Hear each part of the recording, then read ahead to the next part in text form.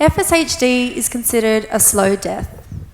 As Justin's muscle cells began to die, he lost the ability to walk. Today, aged 53, Justin cannot move his arms or even wiggle his legs.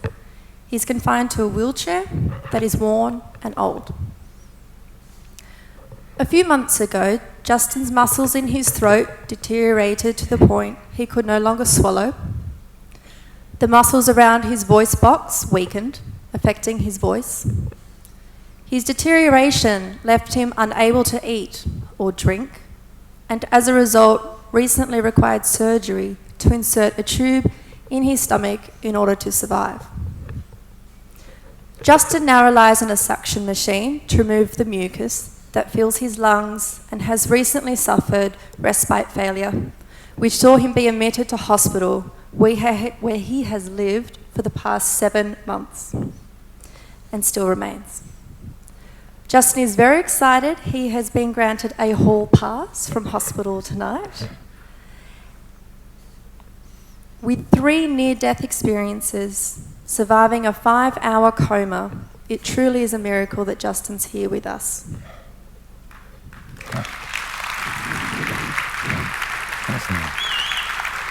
When Justin was admitted to hospital, the doctors didn't understand the effects of FSHD and thought there was little they could do for him.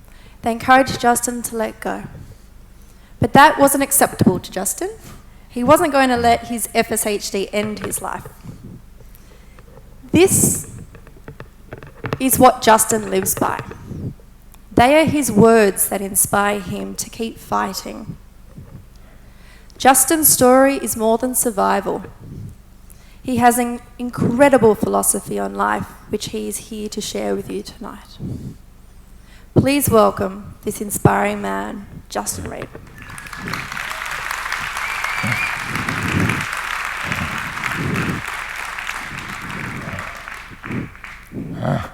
I'm really glad to be here tonight because I very nearly wasn't here at all.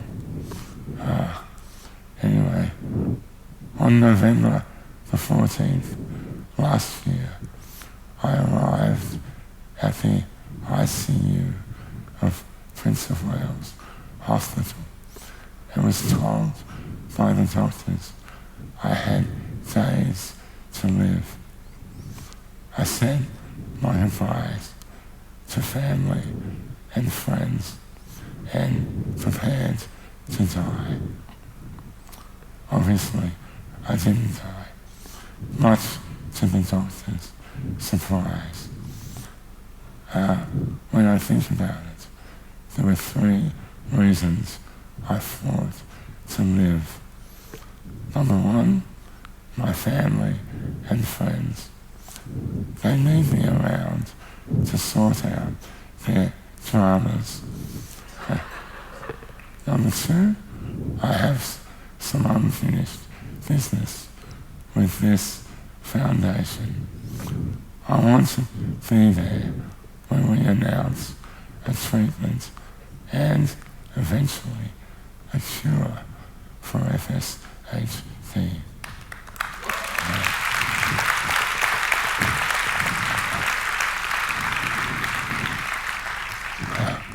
And the 3rd reason, season 6 of Game of Thrones.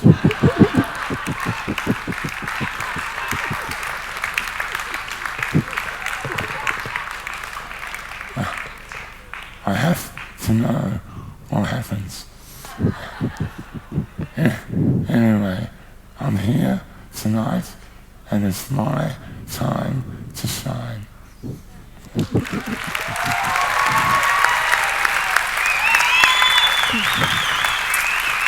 Even living in hospital, Justin refused to give in to his disability. Despite having a stomach peg, for his birthday, he asked the nurses to accompany him and some friends down to the local pub to inject some beer into his bed.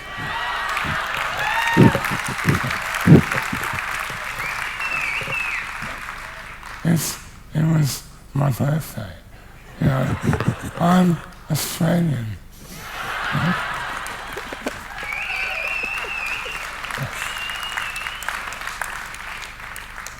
Anyway, just a brief story of my life. When I was diagnosed with FSHD at the age of 14, the idea that I had a disability and would one day lose the ability to walk seemed unreal. But as my muscles gradually weakened and disappeared, I saw the bitter truth of my diagnosis. For years, I lived in angry denial of my condition. I would prove those doctors wrong. I pushed myself every day to be normal, often falling to the ground, cutting my head, skinning my knees, and cracking my ribs. Every time I felt deeply ashamed. I struggled desperately to hide my increasing disability. I pushed people away for fear of them finding out. I tried to live without asking for help from anyone. By the age of 38, I'd become so isolated that I no longer wanted to live the life I had. But suicide is not my style. I knew I had to change. I really needed help, so I found a counselor, and over a period of months, I turned my life around.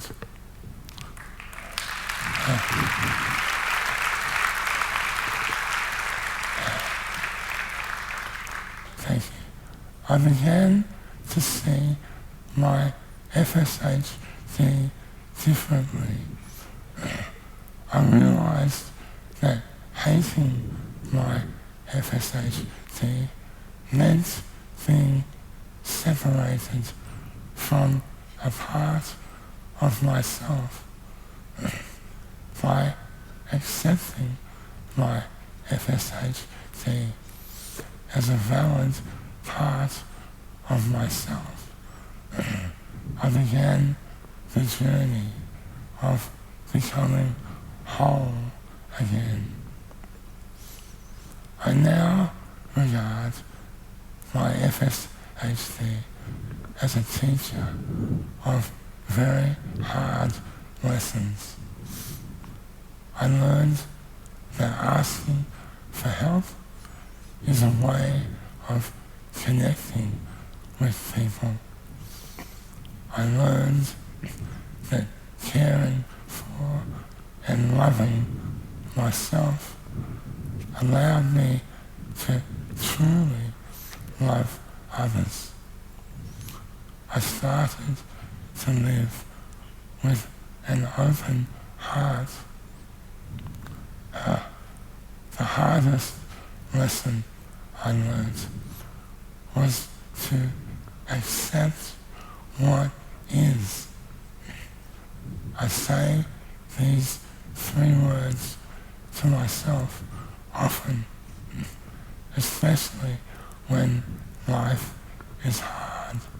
The truth is, my FSHD has made me who I am, someone I am proud of.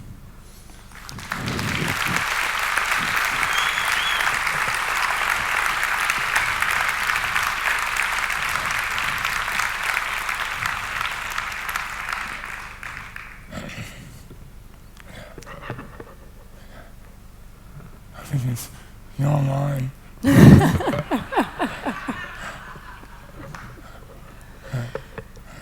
Until now, Justin has lived independently all of his life. This disease has taken his body, but not his mind or power of being. We greatly admire Justin's mental strength and the meaning and values he puts into life. He truly is a mentor for us all.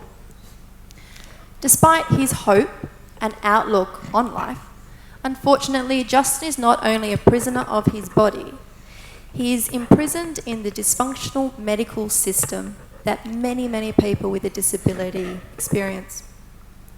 Having seen the effects of muscular dystrophy and muscle wasting on Monica Ellis, Justin, and now Mitchell through that video, there is an urgency not only for a cure to this disease, but also a need in society for a professional concierge health and lifestyle system that enables people in our community to live a fulfilled life.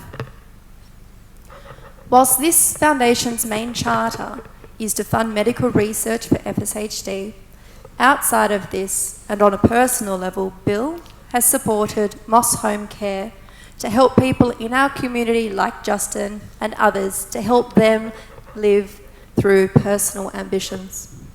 It is through this initiative that Justin will now be able to leave hospital in the coming weeks. A miracle, as he says. When I asked Justin what a cure would mean for him, he painted a beautiful picture in my mind which inspired tonight's white chocolate ball.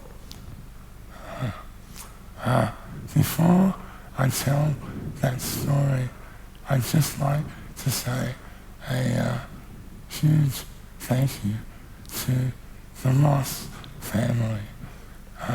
Phil and Martha, Natalie, amazing Natalie, and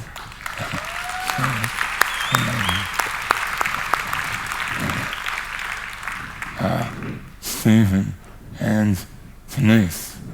Don't forget Denise. Okay, thank you. Okay. Last year, I was asked to talk about what the FSHD Global Foundation meant to me. I used a simple image. For a long time, living with FSHD was a lonely experience. It felt like looking up at the night sky and seeing no bright stars. I felt isolated, defeated, and hopeless. When the FSHD Global Foundation was established in 2007, it was like a bright star appeared in that night sky.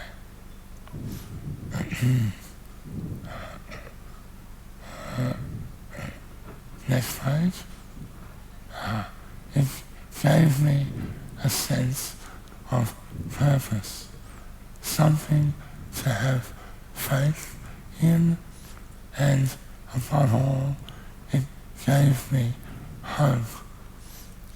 So, with an open heart, I leave you with this shining star. Thank you all. Have a great night. Thank you. Good night.